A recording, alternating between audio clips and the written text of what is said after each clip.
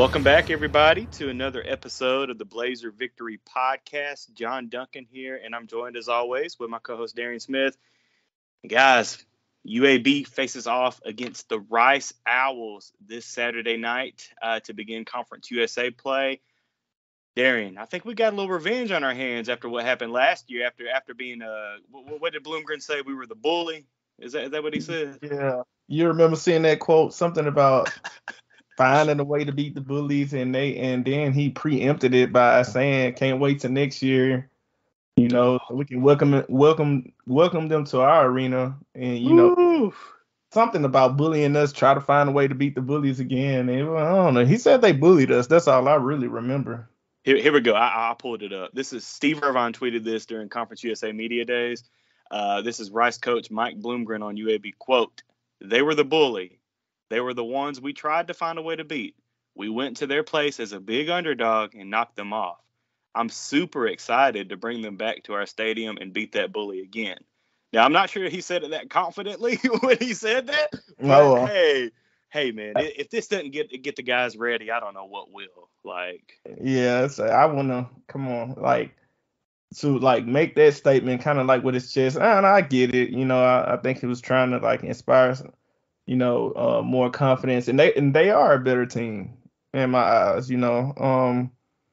So it was one of those things to where to show the coach has, how much confidence he has in his players, and we were, top 2 CUSA team, and he's aiming for the top. So, but sometimes I get it. You say you walk what you talk and all of that, blah blah blah. But sometimes you gotta watch what you say and who you saying it to. I'm telling you, man, it doesn't sound like, what has he been calling it? Intellectual brutality. I think that's what his slogan is down there at Rice. Doesn't sound really smart to be doing that, but hey, we'll take it. That's locker room material right there. Right. But hey, before we get into this Rice preview, we do have a couple of quick things to share with everybody, and this is just stuff that Coach Vincent said Monday morning during his presser. Shropshire is going to play Saturday at Rice, so Shropshire will be back after just missing one game to suspension because of a violation of team rules. But also good news, Kobe Dempsey is going to be good to go Saturday, so it'll be great to get him back out there in the secondary to just add some more depth to that secondary and in the back. Now, bad news is that I don't know if Kyle Harrell is going to be able to make the trip.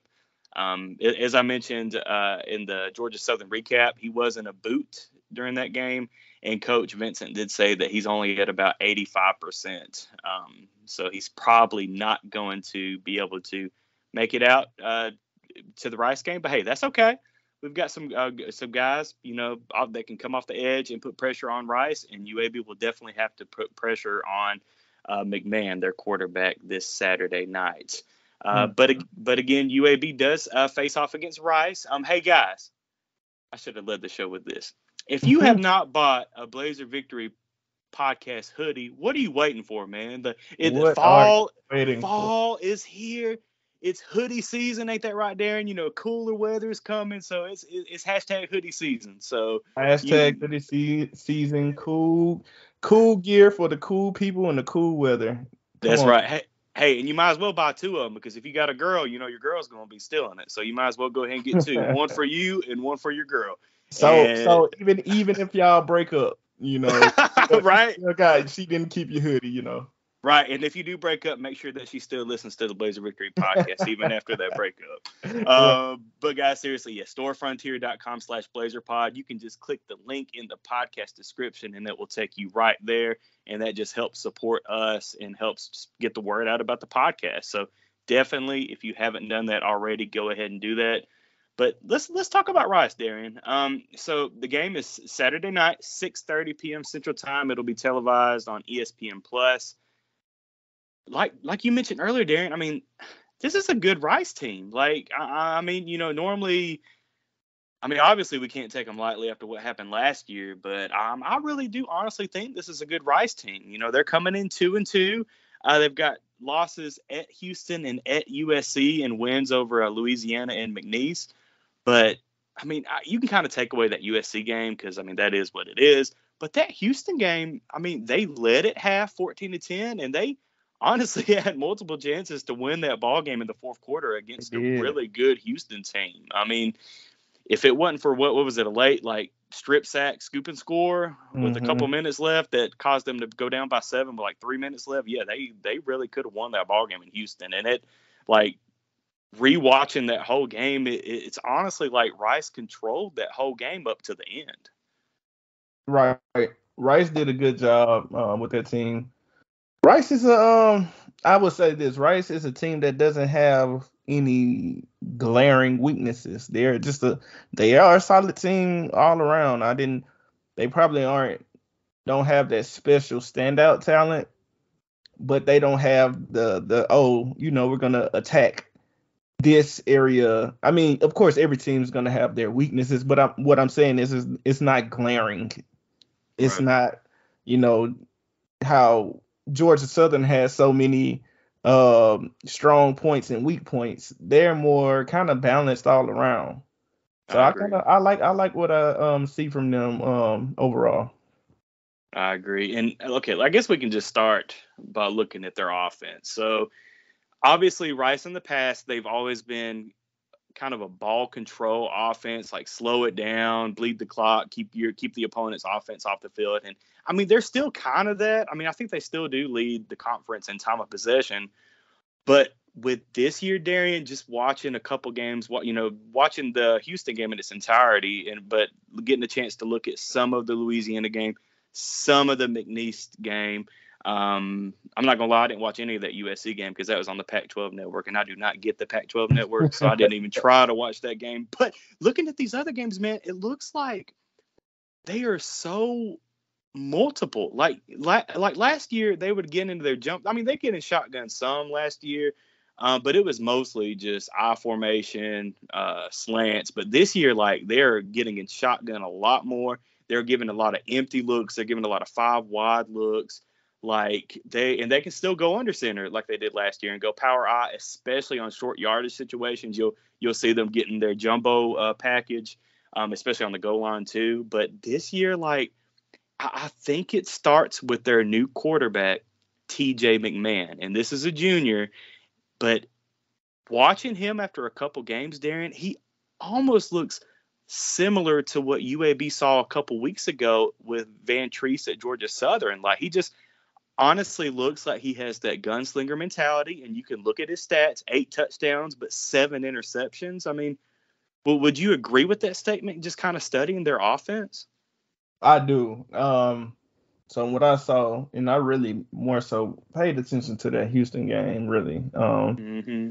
And so they are multiple, but they are very very similar to Georgia Southern in being that they love the timing passes. Yeah. Georgia Southern got the ball out. Van Treese got the ball out really quick. So it was, you get the ball off quick, and it's all about timing. To where I think the difference being that Georgia Southern really look to explode on you.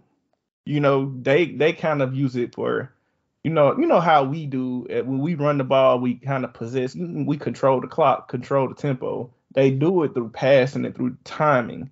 So they're a Mm-hmm. lot like Georgia Southern, but they don't attack downfield as much.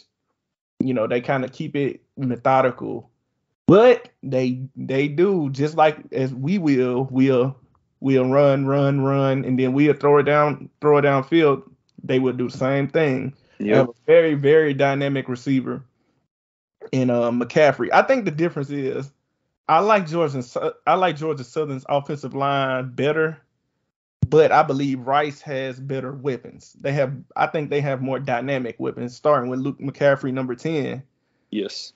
I don't know. I don't know how long he's been there, but it seems like he's been there forever.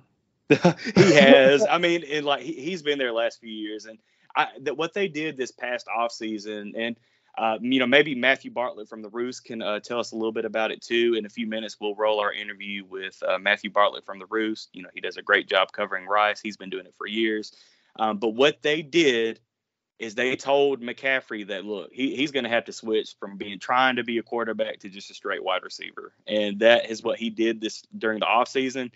And you can already tell, man, he's got 26 catches for 323 yards and 3 touchdowns, and they are not afraid at all to chunk it deep to him. And he came up with a couple clutch plays in that Houston game. I mean, just watching that film, number 10, McCaffrey, he is a stud. But they've got a couple other good wide receivers. I do agree though with your statement in regards to Georgia Southern in comparison to Rice.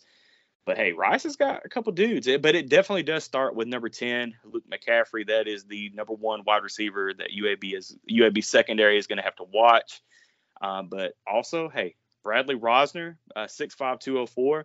He's got 3 touchdowns as well, 13 catches for 278 yards. And Isaiah Esdale, he's a senior, 6 foot 201, 17 catches for 219 yards.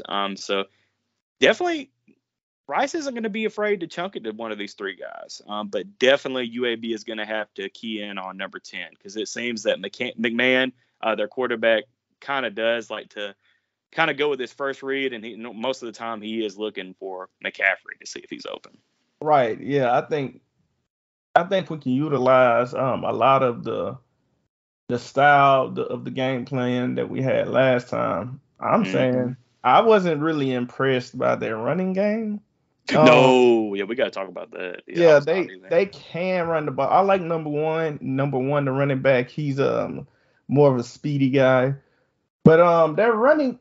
I don't know the official stats on their running game, but it wasn't nothing to call home about. I do believe they're a good goal line running team. Like once they get down in the goal line, they can kind of come off the ball and they do their jobs. But I would make them prove that, hey, you're gonna have to run it down our throats. So I'll drop those linebackers like Tyler Taylor and all those boys. They did a good job of getting in those passing lanes because they love slants. They run this. Yeah. They run under, I believe it's Tuiasa Sopo is their offensive coordinator. They love to run it's like a West Coast style offense. So it's like a lot of formations, but they love sending guys drag slants, whatever they hooking up. It's all over the middle. They're going over the middle, but they do have number 2 who seems like to be their jump ball guy. But I believe in our corners when you try to do stuff like that. Like we got corners that match up with your dynamic, and we got safeties that can be over the top of number 10. And I don't think you can just jump ball our guys like that. But they really love to hook up over the middle, and they get a lot of yards after catch. That's what they do.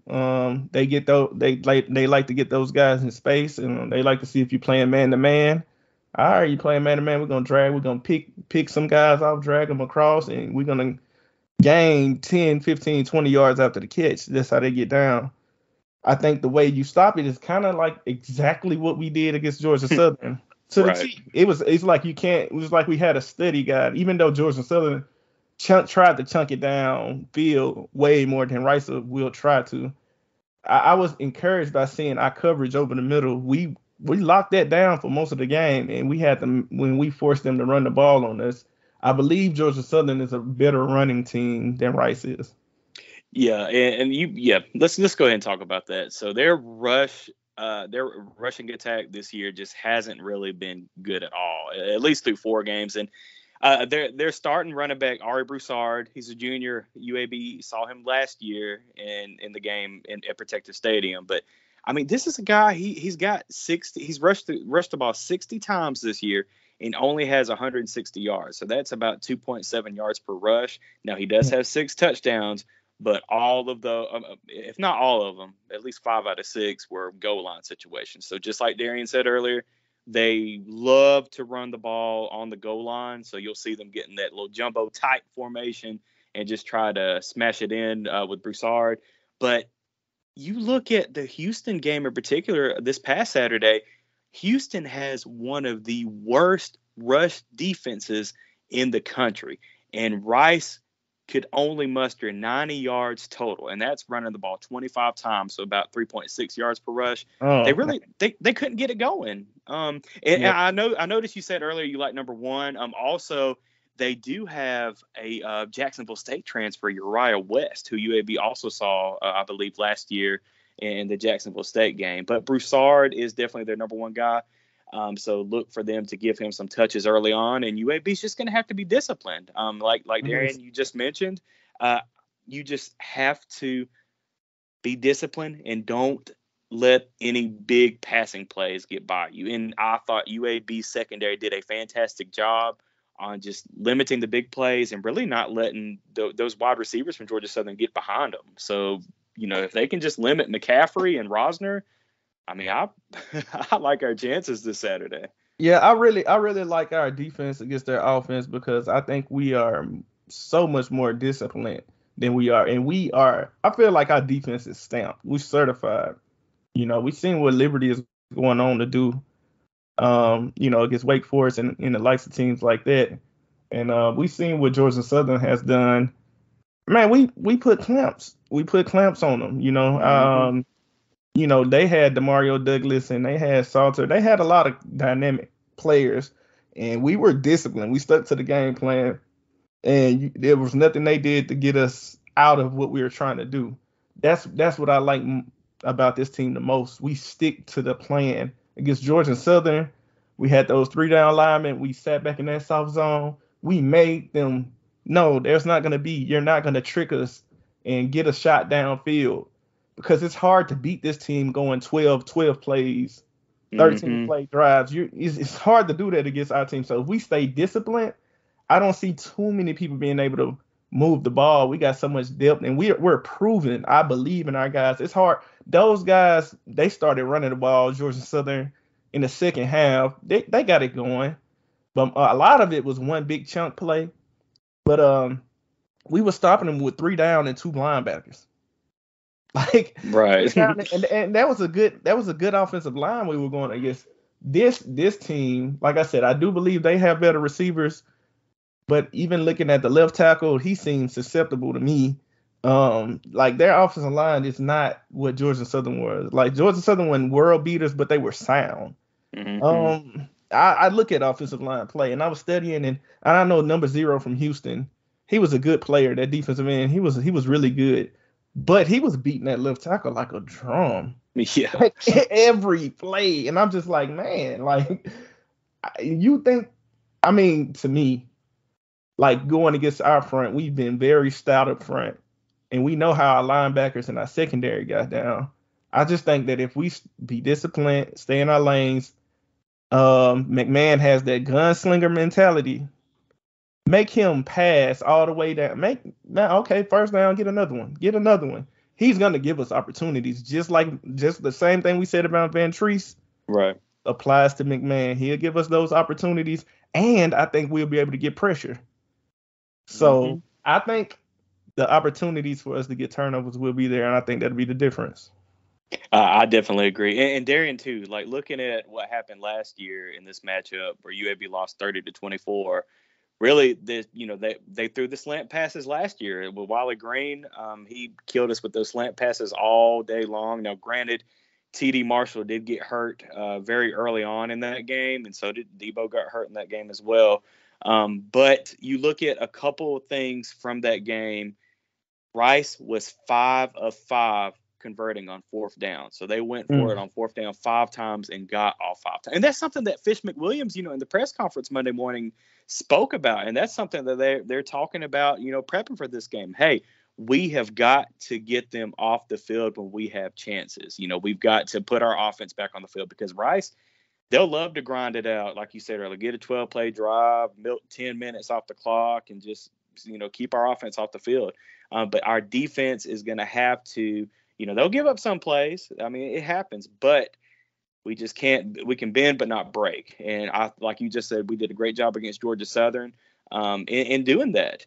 Now, the second thing that really hurt UAB in this matchup last year were the penalties. UAB, Penalties. Oh my God. 10 penalties for 108 yards last year. If you recall, wasn't that game? Didn't we score at the end of the game, and then we had Yep. we won the game, and they called it back because of a penalty? Like, because of a holding penalty. Yep. We, discipline wise, last year, we probably had to be in the bottom 10 teams in discipline. I don't care what nobody say. We got flags like it wasn't to get. I think we were bottom 5 on one of the most penalized teams, if not the second most penalized team, if I recall correctly last year. Man, penalties at least cost us two games, at least 2 games. But there's a big difference in this year's team with discipline. Like I said, I just go back to our past. The evidence is there in those the Liberty and the Georgia Southern game. Like, yes, Liberty, we fumbled the ball, and I mean that happened. That happened. Okay, that has nothing to do with discipline. You know what I'm saying? We just can hold on to the ball. But if I'm talking about our game plan and how we followed the game plan, and we followed our game plan to a T. They didn't score off of none of those 4 turnovers. And then Georgia Southern, you saw the game plan, you saw the discipline, and there was minimum penalties. Mm-hmm. So now all of a sudden you take a team that I believe is way more sound than last year. I don't see that performance from Rice. I do not see that being able to be replicated. It's a way totally different offense anyway, but I just don't see them being able to do that to this UAB team. Yeah, I agree, Darian. Now, just very quickly, looking at Rice's defense, I mean, they've got a couple playmakers. Linebacker Chris Conti, the junior, 6'2", 236. He's a guy that transferred over from Rutgers. He's leading the team in tackles with 19 tackles. Other linebacker, Myron Morrison, has an interception and 18 total tackles. I mean, they've got some guys on the defensive side of the ball for Rice. And they've also got a really good defensive end who's already got 2.5 sacks and 7 tackles. Inich Kuwu, I think that's how you pronounce his name. Mm-hmm. Probably didn't say that correctly, but I mean, he's a really good defensive end. But that being said, Darian, I like our offensive line, and I think this is a great opportunity for our offensive line to kind of prove themselves again this Saturday night. Now on the offensive side of the ball, we're going to have to be careful. This Rice defense has forced 9 turnovers through 4 games. Yes, 9 turnovers. The only game they didn't force a turnover was their loss at USC. But so this is a defense that, tries to create turnovers. So they might bait Dylan into some, taking some chances. I think this is a great opportunity though for Dylan to, show how mature he is in the pocket and how he's developed to be patient and trust in his wide receivers to make the right cuts when they need to make it and run the right routes when they need to make the right routes. So that's something that we're going to need to look forward to is, can UAB kind of hold on to the ball and not give the ball over to that stingy Rice defense? Right. I think this would be a good game to test them deep a couple times. I think this would be the perfect game for that because the reason I say that is like, watching Houston, they were decent against Houston. Their cornerbacks were better than Georgia Southern cornerbacks, but I don't think they were on Liberty's level, but I think they're somewhere in between those two. Like their defensive backfield is solid. Mm-hmm. I felt like their linebackers were solid. I felt like the defensive line was solid. Like they didn't stand out, but there wasn't a weakness to me to be like, okay, but I do believe they can be run against, like especially by us, because I felt like Houston's rush offense, in my opinion, wasn't very impressive.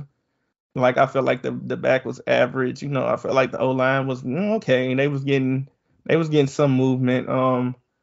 But I think it'll be different. Of course, I think we got 2 special backs, 3 or 4 of them, honestly. Mm-hmm. But and then I think we got a good physical offensive line. They proved that game after game after game. They've always proved that. So this is a whole new beast that Rice will be facing on rushing offense. Now, with that being said, they're gonna know that too.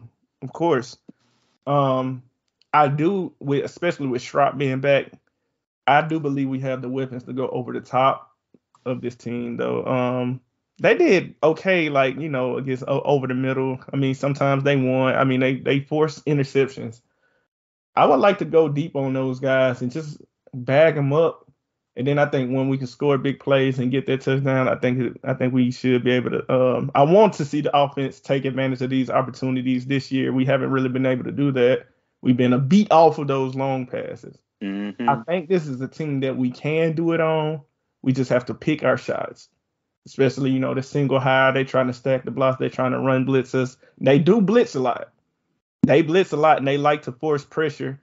And when you try to blitz against the run, a lot of times that can cause creases.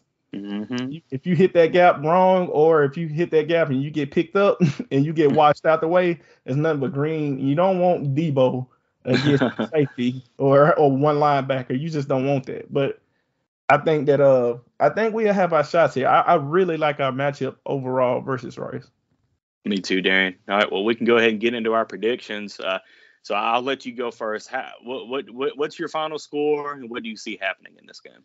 Okay, I always do my scores from if everything goes right on UAB side. I just want to put that in. Like if we are disciplined on defense, force turnovers, get the run game going, and pop over the top here and there. Like if it goes our way, I would say about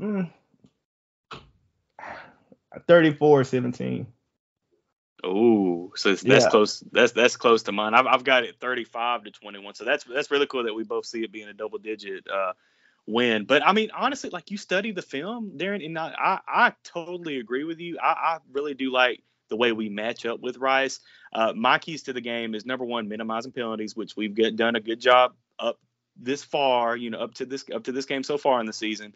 But number two is get the passing game going early with Dylan. And I think we have to do that not only to grow Dylan's confidence, but also just so Rice will respect the pass game. Because I definitely see what you were saying earlier, them just playing one safety up top and kind of stacking the box and forcing us to throw it. So, hey, get the passing game going early. I don't care if it's running slants, some dig, whatever. Just get it going early, wide receiver screens, and make them force another safety up top and back off a little bit to give us some cushion for the run game. And number three is just limit Rice's big pass plays and force McMahon into some bad reads, which other teams have been able to do a good job up to this far in the season. I'm forcing McMahon to throw 7 interceptions. So I definitely hope that UAB can get at least 1 or 2 turnovers in this game. But definitely like the outlook looking at this game, we'll see if we can get it done. But, on paper and just looking at film, I really like, I agree with you. I like the way UAB matches up with these Rice Owls. Yeah, it's not too much of, and I don't want somebody from Rice thinking like, oh, they think we're sorry. It's not.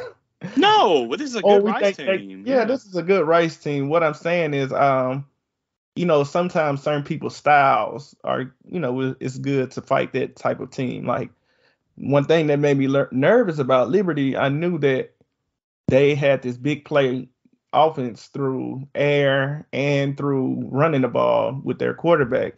One thing that scared me to death about that was if they got up quick on us.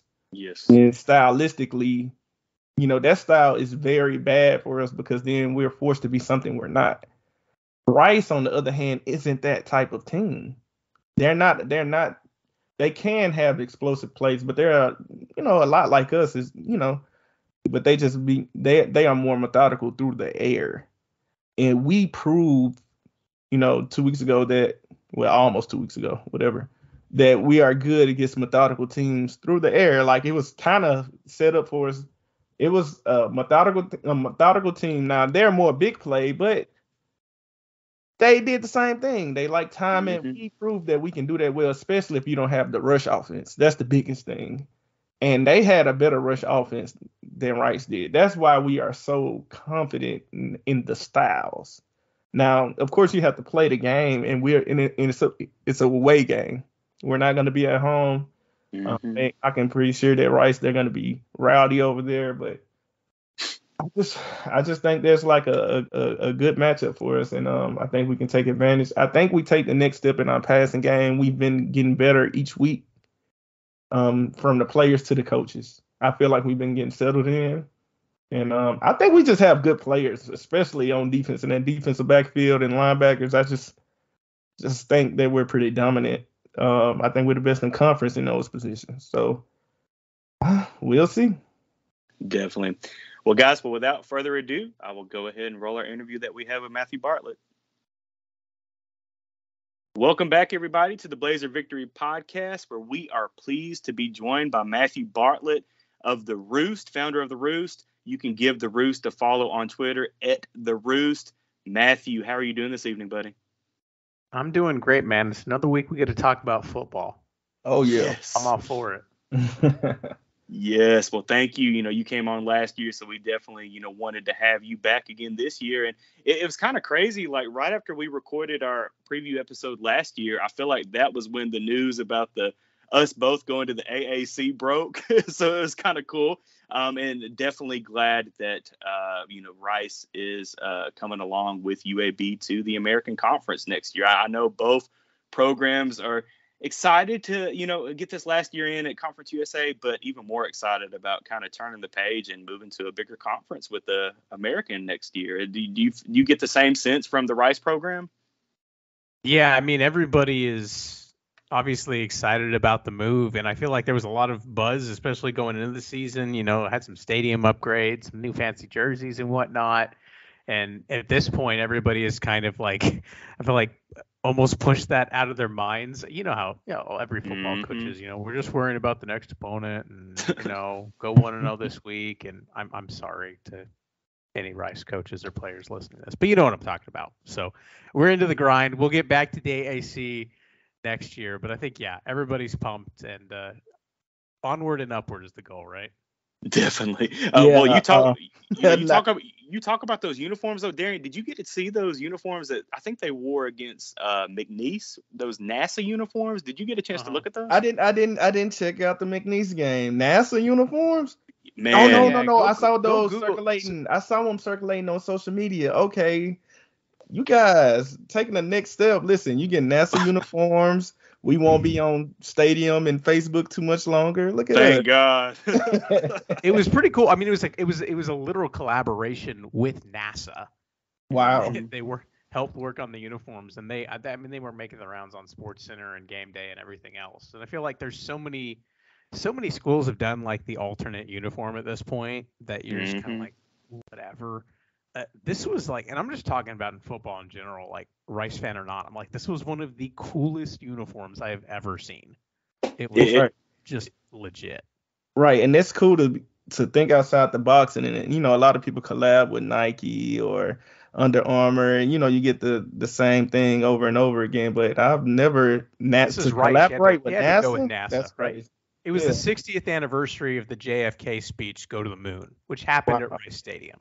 So there was a connection, but pretty cool. And they won. So and they didn't wear a new helmet this past weekend when they played Houston. They're 2-0 this year wearing brand new helmets. So I'm talking to guys, but they're not wearing any new helmets this Saturday, are they? Are they wearing the old ones? I cannot confirm. Nice. Well, Matthew, obviously, Rice coming off of a heartbreaking loss to Houston, 34-27. Darian and I were both able to watch that game. What is what's your sense of just the overall team morale coming off of a rivalry close? Really, it feels like Rice should have won that game. It seems like they had control for the most part, but what's just the team morale? What's your sense of the team morale coming off of the loss? I mean, I think everybody's fired up and pretty angsty because they feel like they should have won that game. And, kind of like you mentioned, and it's been interesting this year, just big picture for Rice, because y'all remember the game last year when Rice went to Birmingham and beat the Blazers. It felt like Rice did. Wait, that happened? That happened? Yeah. I just had to bring that up. But in that game, y'all will remember, it felt like, Wiley Green completed, I think, like 94% of his passes in the second half. Yeah. They had a big defensive play, great special teams, like a big return. It felt like they did everything right. And it was still a down to the final whistle possession game. Like they did everything right, and it was just barely enough to win. Rice won, but it wasn't just like dominant. When Rice, their past couple games, like USC is a top 5 team, and they had 3 pick sixes off deflected footballs, which was just bizarre. So you throw that out, but you talk about the McNeese game, the Louisiana game, the Houston game. Rice's offense has just been really, really good. The defense has been dominant at times and playing so well. I mean, these are 2 games. Rice was double-digit underdogs in both of their past 2 games against Houston. I think at the 17.5 points was the final line, and I believe it was 12.5 against Louisiana. Right. And Rice beat Louisiana outright by 12 and lost by a score. I mean, it was a tied game, 5 minutes left in the fourth quarter against Houston. So I feel like this is a team that is playing really good football. And didn't get a good bounce last week, but I don't think that is worrying them too much. I don't think they're feeling too down on themselves, and especially when you look at Conference USA, this is anybody can win against anybody kind of league. Right. Maybe too cliche, but yeah, they're still feeling pretty good. They're bummed, but at the end of the day, I'm not going to say that the non-conference game, quote unquote, didn't count, but I can tell you they'd rather win conference than beat Houston. Right. So you said, I heard you say defensively, you guys were dominant in certain stretches. What is it about this defense you feel that's allowing you guys to be dominant in certain stretches? So a couple things. I think we all felt really good about the front four coming into the season.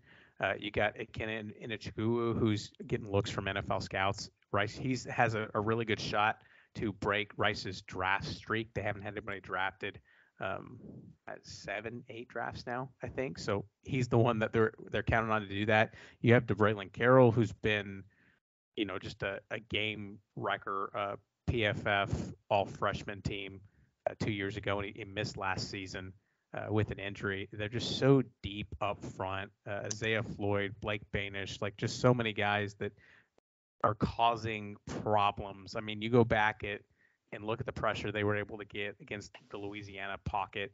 Just collapsed. Never had time to throw. They did really well up front, harassing Clayton Tune in the Houston game. So I think the front four, the pressure they're able to bring, Josh Piercy off the edge. They got so many guys where last year was like, well, we got two dudes that we feel pretty good about, but we have to play like 4 or 5. Now they have 4 or 5. The depth is just so much better. And then I think really what has been the differential piece, you add that to their corner plays. You have Sean Fresh and Jordan Dunbar, and then you got Gabe Taylor back at safety who can kind of do a couple things. I think they finally have guys that, and especially this will be very, very interesting watching them, how UAB wants to play. These are 2 guys that you can put on an island and say, hey, just own your man, cover your portion of the field, and you can trust him to do that. I don't think Rice has had more than a guy, maybe the past couple of years, that they can just say, hey, we're going to leave you by yourself, don't lose. And they have guys that can do that this year. So you add a pass rush to that, and it's just a unit that is really well rounded. And also, Matthew, that defense, it's forced 9 turnovers through 4 games. Is that correct? Oh, is it that many? Because they had 5 against McNeese, I think. 4 or 5. No, that's helped. And what's been interesting is, so Louisiana hadn't turned the ball over in 7 games when they came into Rice Stadium, and Rice picked them off early and kind of set the tone of that game. Yeah, I think it was 5 against McNeese. That had a couple big ones. They had a big turnover against U of H. They have been, after a couple years of not really forcing turnovers, they've forced more this year, but it's been in the moments.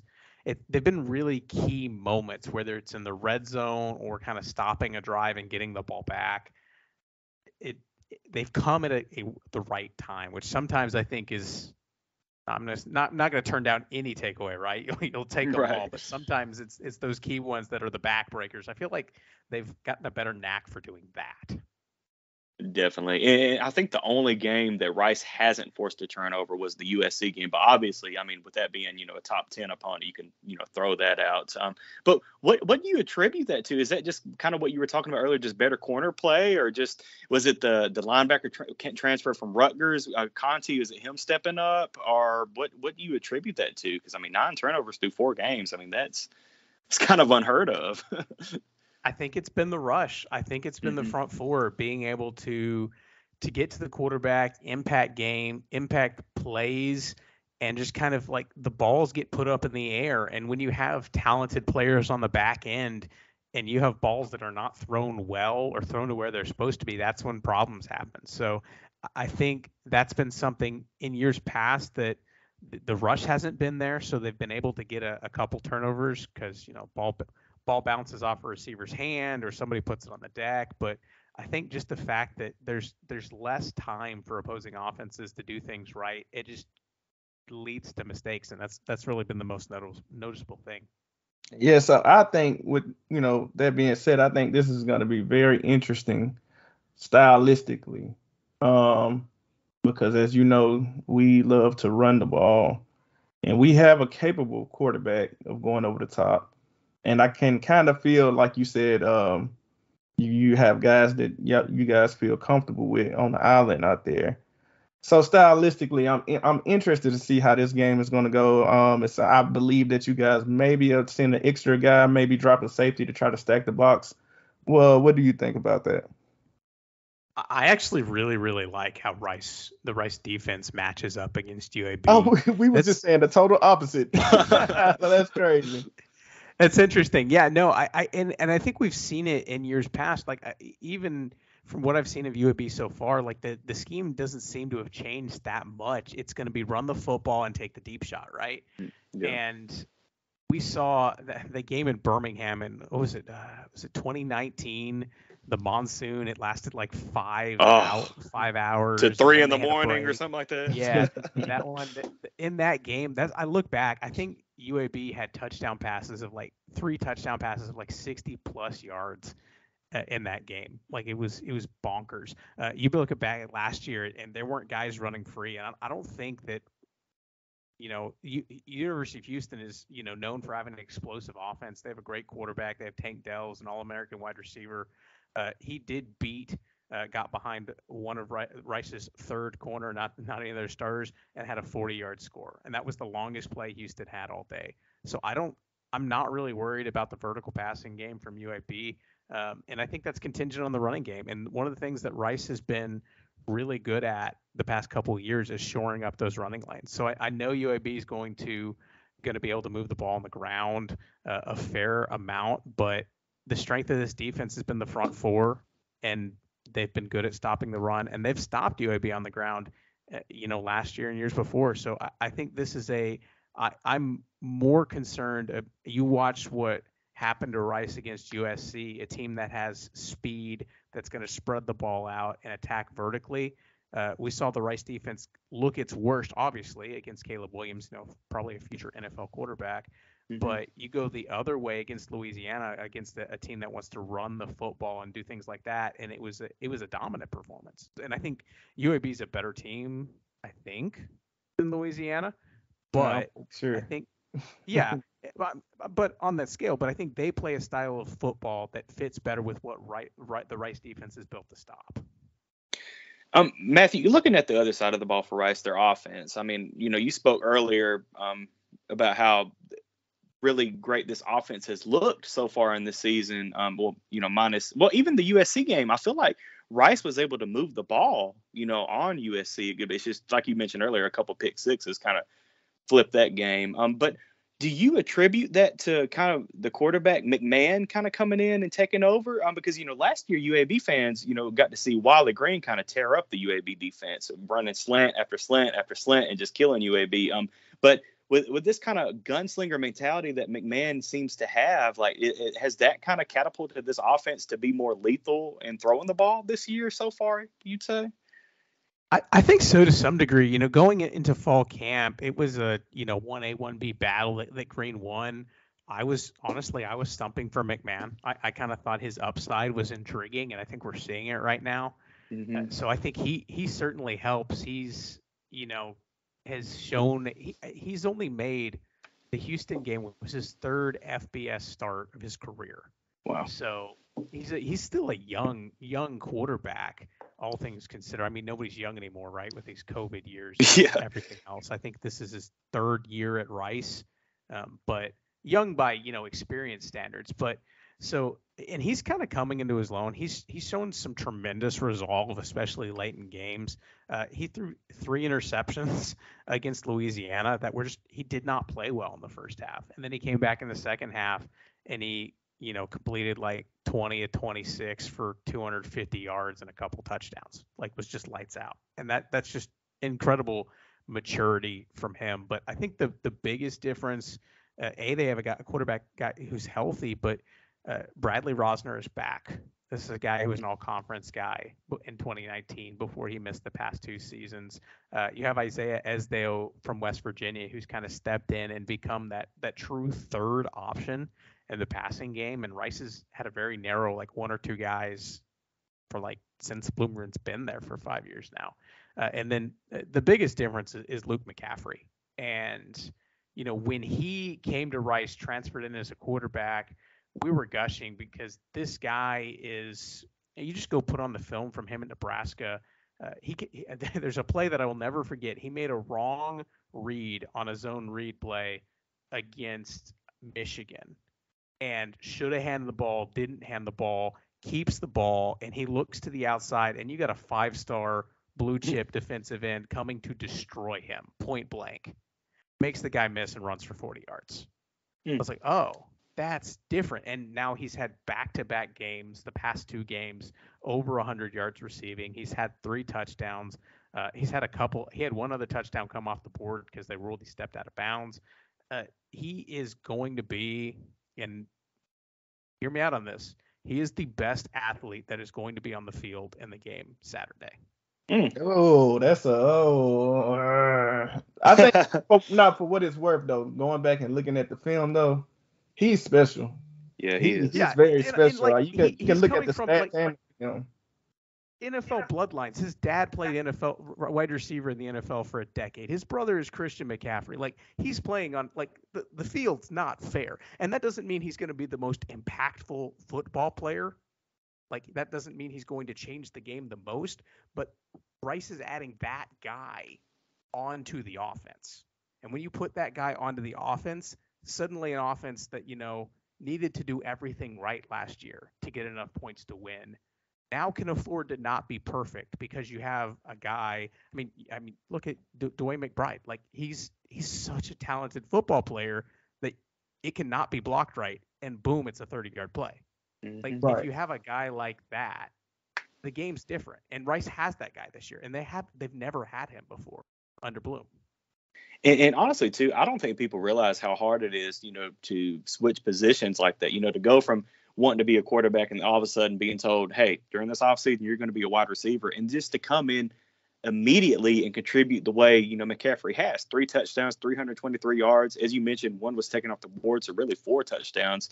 And that just speaks, I think, to his athleticism that he has. 2 taken off the board. Had a false start that he was called. Quarterback joked, he's like, I think the referees just don't understand how fast he is. So he was Nice. called for a false start and ended up uncovered in the end zone. So 2 off the board. But yeah, dude's special. Wow. Well, Matthew, what's the latest on Wiley Green? I know he got hurt in the USC game. Is he still going to be out for this game against UAB, or have you heard? Or yeah, there's no timetable on him yet, but everything I've seen and heard, I don't expect him back anytime soon. So it's going to be TJ McMahon for sure. Got you. Well, just kind of looking at the Rice program as a whole, heading into this last season, you're 2-2 right now, about to start Conference USA play. Let's just say worst case scenario, Rice has another 4-win season. I don't think they will. I think Rice can get to a bowl game. Obviously, they can compete for the championship if all goes well for Rice. But is Bloomgren on the hot seat then if he doesn't get to a bowl game? Because this, unfortunately, it's looking at a Rice program that hasn't had a winning record since 2014, which is crazy to think about. But it feels like from the outside looking in, like Bloomgren has his blueprint, and he's, he gets a couple good wins a year. Like last year, the UAB win, 2020, look at the Marshall win. But he just, I don't know. Like, if they don't get to a bowl game, do you see him really kind of being on the hot seat, especially heading into a new conference next year? Oh, absolutely. This is do or die for Bloomgren. It is, and nobody's really disillusioned by that. Like, he was supposed to get to a bowl game last year, and then you had a couple overtime games and the injuries that ravaged the roster. He got that extra year because the roster is just so much more talented than it's ever been. And you look at how they were able to, like, Louisiana had the nation's longest winning streak when they came into Rice's double-digit favorites. And had it not been for like a bad decision on a screen pass that was taken back to a house, like the Louisiana offense scored 1 touchdown on a drive that lasted longer than 30 yards. That's it.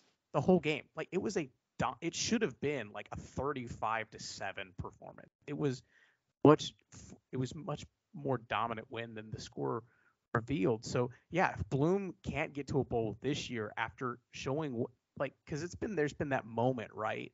But even in those moments, like the Marshall when they won a shutout game on the road 20-0 against a ranked team. Like that was as close to dominant as I've seen. They had 5 turnovers in that game, which, you get credit, like you force some of those, but they also help a little bit. So yeah, I think if Bloom doesn't get to a bowl this year, especially with how good we've seen this team be, it's on the coaching staff for underachieving because the talent's there, and now they've shown that they can use it. And I think it's interesting. You mentioned, conference aspirations. I mean, we've seen this league, like UTSA, struggled with Texas Southern this past weekend. I think they're still really good. Middle Tennessee has gotten blasted by James Madison and now blasted Miami. Are they good? I don't know. The winner of the UAB game and Rice game this weekend has got to be in the top 3. I don't know what's going on with this league. I can't tell you. But have we ever? I can't tell you who's the best. I don't really know because we all look good at certain times. I looked at Middle Tennessee versus Miami. Middle Tennessee was the better team.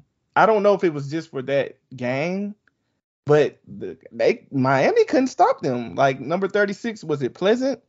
He was running it down their throats and was taking them 5, 6, 7 yards down the field. I'm like, this is the better team. I didn't think I was going to see that from Middle Tennessee this year.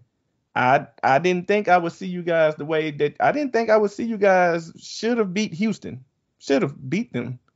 I didn't expect it, so I'm confused about CUSA this year. Definitely. Well, again, Matthew, hey, thanks again so much for coming on the podcast again this year. And guys, if you haven't checked out The Roost, go to @theroost.com or give The Roost a follow on Twitter @theroost. I think they'll have their podcast up Tuesday morning. Or Matthew, when do you think you'll have the UAB preview pod up? Switching it up a little bit this year, the preview won't be on the pod, but we will do a live YouTube show noon on Wednesday previewing that game. So it'll be me and JP Heath, Voice of the Owls. We will talk UAB over the lunch hour. So you can join in there. Right, it's on the Rice Athletics YouTube page. You can go Google and find that one. But yeah, that'll be when we talk UAB, and then probably we will have something after the game, obviously covering that, and then kind of we always do some conference wrap-up stuff on Sunday, just kind of do a high level what's going on, especially once we get to conference play. There could be some interesting developments.